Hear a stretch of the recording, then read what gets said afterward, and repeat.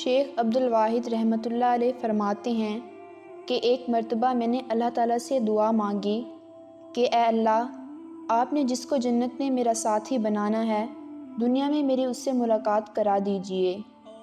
فرماتے ہیں کہ مجھے خواب میں بتایا گیا کہ حبشہ کی رہنے والی ایک عورت میمونہ ہے، وہ جنت میں تمہاری ساتھی بنے گی۔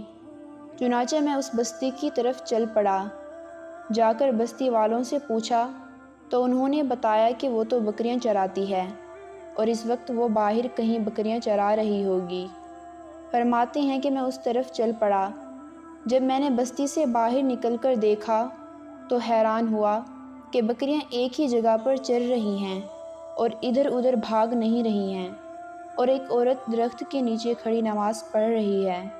جب میں نے غور کیا تو میں نے دیکھا کہ جہاں بکریاں چر رہی تھیں اس چراگاہ کے کنارے پر مجھے کچھ بھیڑیے بیٹھے نظر آئے۔ ان بھیڑیوں کی وجہ سے وہ بکریاں کہیں باہر بھی نہیں بھاگ رہی تھیں اور ایک جگہ پر چر رہی تھیں۔ جب اس عورت نے سلام پھیرا اور مجھے دیکھا تو کہنے لگی، اے عبدالواحد، اللہ رب العزت نے ملاقات کی وعدہ گاہ تو جنت بنائی ہے، اس لیے تم دنیا میں کیسے آ گئے؟ میں نے کہا کہ میں نے دعا مانگی تھی جو رب العزت کے ہاں قبول ہو گئی۔ البتہ اب آپ سے ایک بات پوچھنا چاہتا ہوں کہ میں نے ایسا منظر تو کبھی نہیں دیکھا کہ آپ نماز پڑھ رہی تھیں، بکریاں چر رہی تھیں اور بھیڑیے بیٹھے ہوئے تھے اور وہ بکریوں کو کچھ کہہ بھی نہیں رہے تھے۔ مجھے اس راز کی سمجھ نہیں آ رہی۔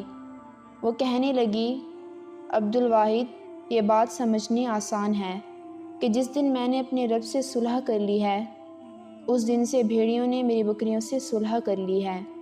تو معلوم ہوا کہ اے بندوں، تم مجھ سے صلح کر لو، میں مخلوق کی تمہارے ساتھ صلح کر دوں گا۔ ہمیں اللہ تعالیٰ سے محبت کرنی چاہیے، اور جس نے اللہ سے محبت کی اسے سب کچھ مل گیا، اسے نہ ہی دنیا میں پریشانی ہوتی ہے اور نہ ہی آخرت میں، وہ اپنی زندگی اللہ تعالیٰ کے لیے وقف کر دیتا ہے۔ رسول اللہ صلی اللہ علیہ وآلہ وسلم کا ارشاد ہے، جو شخص یہ چاہتا ہے کہ وہ ایمان کا ذائقہ چکھ لے تو اسے چاہیے کہ وہ اللہ تعالیٰ کی رضا اور خوشنودی کے لیے مسلمان بندے سے محبت کرے۔